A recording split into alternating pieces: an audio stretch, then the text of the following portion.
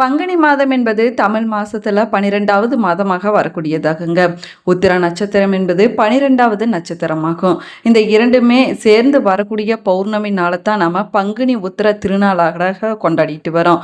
முருகப்பெருமானுக்கு உகந்த நாளில் ஒன்றாக சொல்லக்கூடியது இந்த பங்குனி உத்திர நாளாகுங்க. முருகப்பெருமான் தெய்வ யானையை திருப்பரங்குன்றத்துல மனம் முடித்தார் என்று புராணங்கள்ல சொல்லப்படுது. அப்படி நடக்கக்கூடிய முருகப்பெருமானுடைய திருமண வைபவத்தை எந்த முறையில் வழிபாடு செய்ய வேணும், பங்குனி உத்திர நாளில் தீப வழிபாடு எப்படி செய்ய வேணும் என்பதை பற்றி தான் இந்த பதிவில் நம்ம விரிவாக பார்க்க போகிற. வீடியோவை ஸ்கிப் பண்ணாமல் முழுசாக பாருங்கள். நம்ம சேனலை இப்போ தான் ஃபர்ஸ்ட் டைம் பார்த்துட்டு இருக்கிறீங்க அப்படின்னா நம்ம சேனலை இன்னும் சப்ஸ்கிரைப் பண்ணலன்னா சப்ஸ்கிரைப் பண்ணிக்கோங்க. கூடவே இருக்கிற பெல் ஐக்கானையும் ப்ரெஸ் பண்ணிக்கோங்க. வீட்டில் எப்பயுமே சண்டையும் சச்சரவுமாக இருக்குதா? நீங்கள் செஞ்சுட்டு வரக்கூடிய தொழிலில் சின்ன சின்ன பிரச்சனைகள் இடையூறுகள் ஏற்பட்டு கொண்டே இருக்குதா? நீங்கள் ஏதாவது ஒரு விஷயத்த செய்யலான்னு நினைக்கிறீங்க, ஆனால் அதில் தடை ஏற்பட்டு கொண்டே இருக்குதா? இது போன்ற பிரச்சனைகளுக்கு இந்த வீடியோவுக்கு கீழே டிஸ்கிரிப்ஷனில் வராகி அம்மன் ஜோதிட நிலையத்தோட தொலைபேசி எண் கொடுத்துருக்குறேன். இந்த எண்ணுக்கு தொடர்பு கொண்டு பேசி பாருங்கள். உங்கள் பிரச்சனைகளுக்கு சரியான தீர்வு கிடைக்குங்க. உங்களுக்கு முருகப்பெருமான் பிடிக்கும் அப்படின்னா கந்தன் பாதம் கனவிலும் காக்கும் என்ற வாசகத்தை மறக்காமல் கமெண்ட் பாக்ஸில் 3 முறை பதிவிடுங்க. வாங்க வீடியோக்குள்ளே போகலாம். பங்குனி உத்திர நாளில் காலையில், அதாவது பிரம்ம முகூர்த்த நேரத்தில் எந்திரிச்சு நம்ம சுத்தமாக குளித்து முடித்த பிறகு வீட்டு பூஜை அறையில் எப்போதும் போல தீபத்தை ஏற்றி வைத்து முருகப்பெருமானை நம்ம மனதார நினைத்து வழிபட வேணுங்க. அதற்கு பிறகு முருகப்பெருமானுக்கு அன்றைய நாள் முழுவதும் எந்தவித உணவையும் நம்ம எடுத்துக்கொள்ளாமல் முருகப்பெருமானை நினைத்து நம்ம விரதத்தை கடைபிடிக்க வேணும். இப்படி நம்ம அன்றைய நாள் முழுவதும் விரதத்தை கடைபிடித்த பிறகு மாலை நேரத்தில் வீட்டு பூஜை அறையில் இருக்கக்கூடிய முருகப்பெருமானுடைய படத்தை இல்லைன்னா சிலையை நம்ம முதல்ல சுத்தம் செய்ய வேணுங்க. அதற்கு பிறகு சந்தனம் குங்குமம் வைக்க வேணும். அதை சுற்றி 6 அகல் விளக்குகளில் நெய் ஊற்றி பஞ்சு திரி போட்டு நம்ம தீபம் ஏற்றி வழிபட வேணுங்க. முருகப்பெருமானுக்கு வாசனை மிகுந்த பூக்களால் அலங்காரம் செய்ய வேணுங்க. அப்படி கிடைக்கலன்னு சொல்லக்கூடியவங்க செவ்வரளி பூக்களால் கூட அலங்காரம் செய்து நம்ம அன்றைய நாளில் முருகப்பெருமான வழிபாடு செய்யலாம். நம்ம ஏற்றி வைத்திருக்கக்கூடிய அந்த 6 தீபங்களுக்கு நம்ம பூக்கள் வைக்க வேணுங்க.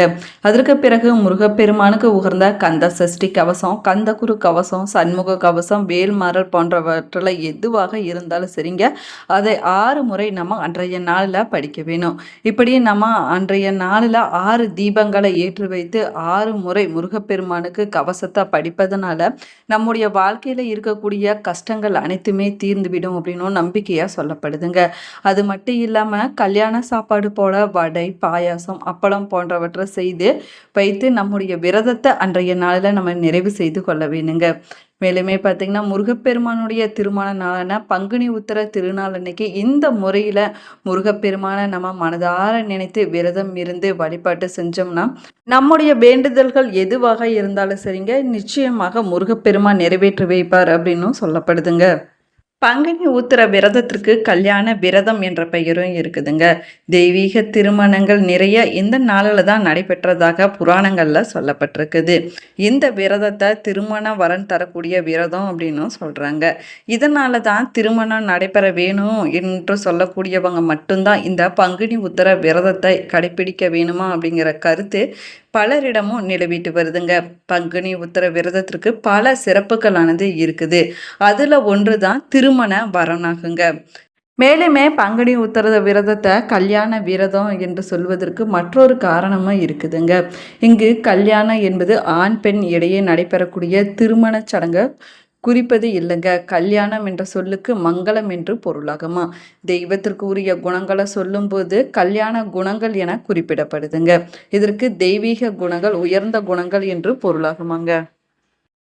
திருமணம் ஆகாதவங்களுக்கு திருமண வரன் கைகூடி வர வேணும் என்பதற்காகவும், குழந்தை இல்லா தம்பதிகளுக்கு குழந்தை பாக்கியம் விரைவில் கிடைக்க வேணும் என்பதற்காகவும், வேலை இல்லாதவங்களுக்கு நல்ல வேலையானது கிடைக்க வேணும் என்பதற்காகவும், வாழ்க்கையில் உயர்ந்த நிலையை அடைய வேணும் அப்படின்னு சொல்லக்கூடியவங்க, நம்முடைய வாழ்க்கையில் ஒரு முன்னேற்றம் வேணும் அப்படின்னு சொல்லக்கூடியவங்க, பதவி உயர்வு, சம்பள உயர்வு என அனைத்திலுமே உயர்வான விஷயங்களை வழங்கக்கூடிய விரதம் என்பதால தான் இது பங்குனி உத்திர விரதத்தை மட்டும் கல்யாண விரதம் அப்படின்னு சொல்கிறாங்க. வாங்க.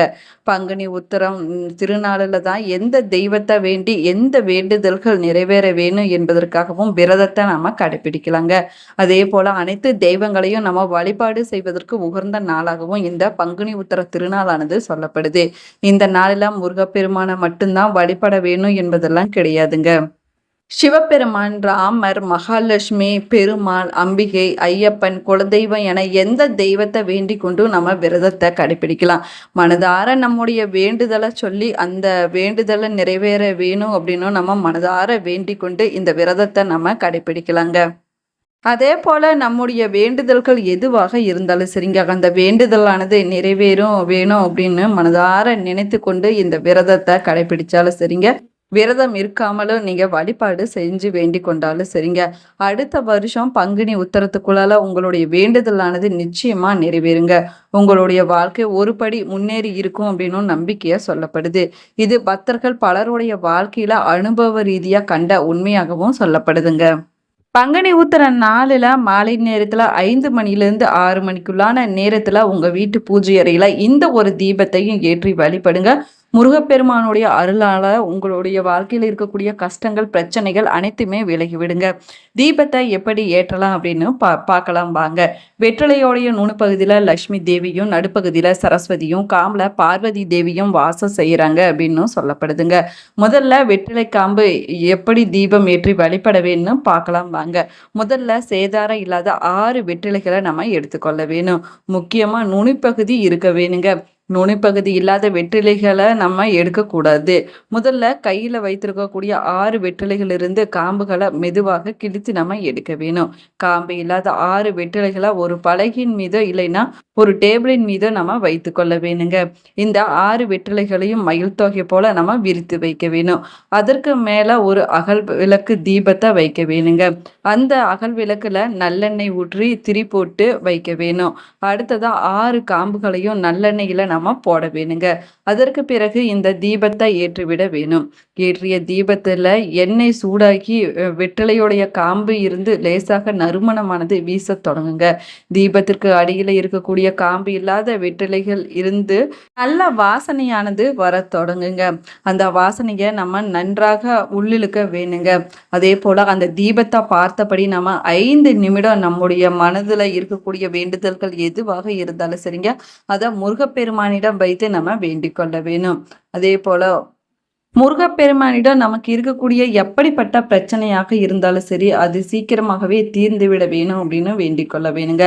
வாரத்துக்கு ஒரு முறை இப்படி நம்ம தீபம் ஏற்றி வழிபடுவது நம்முடைய உடல் ஆரோக்கியத்திற்கு ரொம்பவே நல்லதாகும். நம்ம இடத்துல இருக்கக்கூடிய கெட்ட சக்திகள் அனைத்துமே விலகி நேர்மறையான ஆற்றல்களானது அதிகரிக்க தொடங்குங்க. அது மட்டும் இல்லாம நம்முடைய வீட்டுல நல்ல அதிர்ஷ்டமானது உண்டாகும். தமிழ் கடவுளான முருகப்பெருமான நிறைய பேர் பார்த்தீங்கன்னா இஷ்ட தெய்வமாக வழிபட்டுட்டு வராங்க.